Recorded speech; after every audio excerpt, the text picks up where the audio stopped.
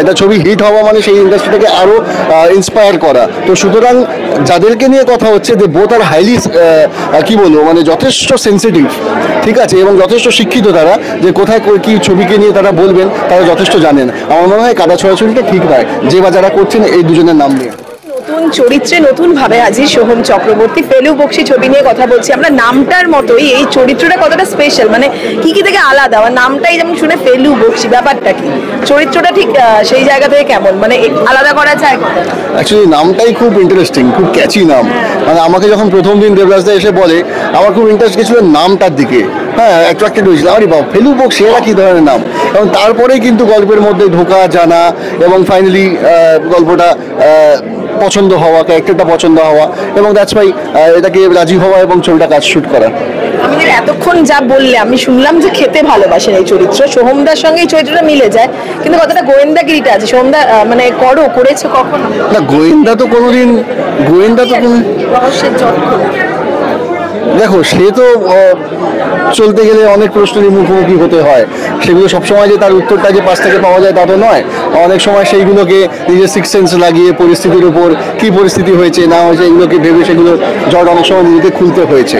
But ওইটুকুই, but professional গোয়েন্দা তো কোনোদিনই নয়। হ্যাঁ, এইগুলোই টুকটাক ভাবে তো কাজে লেগে যায় ক্যারেক্টারের ক্ষেত্রে।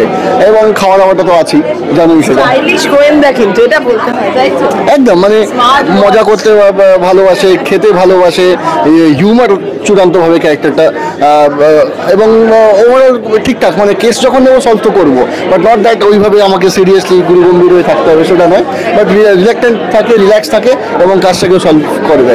একদম। সোহমদা টলিউডের জন্য খুব ভালো একটা সময় যাচ্ছে, একের পর এক দক্ষিণী ছবি ছেড়ে বাঙালি দর্শক বাংলা ছবি দেখতে যাচ্ছে, সেটা তো খুব ভালো খবর। কিন্তু তার পাশাপাশি কাদা ছোড়াছুড়িও চলছে, সন্তান কাদা নেই ভার্সেস, এইটা কিভাবে দেখো? মানে টলিউডের একটা অংশ হয়ে অভিনেতাদের আরেক অভিনেতাকে বলছে এটা না, আমার না যেন মনে হয় যে কতটা এটা মানে ক্ল্যারিফিকেশনটা, মানে আমি বলবো না, আমি বলবো যে এটার ক্ল্যারিটি কতটা আছে। মানে হয়তো না এক একজন হয়তো এক এক রকমভাবে মেবি বলেছে, বাট তার জাস্টিফিকেশনটা অন্যভাবে করা হচ্ছে, ঠিক আছে? তো সেটা মনে হয় ঠিক নয়। আগে সেই ইন্টেনশনটা বা উদ্দেশ্যটা জানতে হবে, বা কী পরিস্থিতিতে কেন বলেছে সেটা যদি একটুখানি যে বলছেন বা যারা বলছেন তাদের থেকে যদি জানিয়ে দেওয়া যায়, আমার মনে হয় এই এত কোয়েশ্চেনই উঠবে না, ঠিক আছে? আর বাদ বাকি ওই হা করলে আমি হাওড়া বলবো না হালুম বলবো না কি বলবো, সেটা তো আমাদের থেকে বেশি এখন যারা সোশ্যাল মিডিয়ায় রয়েছেন তারা অনেক বেশি ব্যস্ত এবং তারা বেশি জানেন। তো এটা আমার মনে হয় ঠিক নয়। এই সিচুয়েশনে তুমি বোধহয় চুপি থাকা পছন্দ। একদম তাই। বাট আমার মনে হয় যে টলিউডের সেইটুকু কাজই আছে যে একে অপরের একটা ছবি রিলিজ হওয়া মানে একটা ইন্ডাস্ট্রিকে এগিয়ে নিয়ে যাওয়া, একটা ছবি হিট হওয়া মানে সেই ইন্ডাস্ট্রিটাকে আরও ইন্সপায়ার করা। তো সুতরাং যাদেরকে নিয়ে কথা হচ্ছে যে বোথ আর হাইলি কি বলবো মানে যথেষ্ট সেন্সিটিভ, ঠিক আছে, এবং যথেষ্ট শিক্ষিত তারা, যে কোথায় কি ছবিকে নিয়ে তারা বলবেন তারা যথেষ্ট জানেন। আমার মনে হয় কাদা ছড়াছড়িটা ঠিক নয় যে বা যারা করছেন এই দুজনের নাম নিয়ে। শেষে ফেলু বক্সি আসছে, কি বলবো? 17 জানুয়ারি 2025 ফেলু বক্সি আসছে।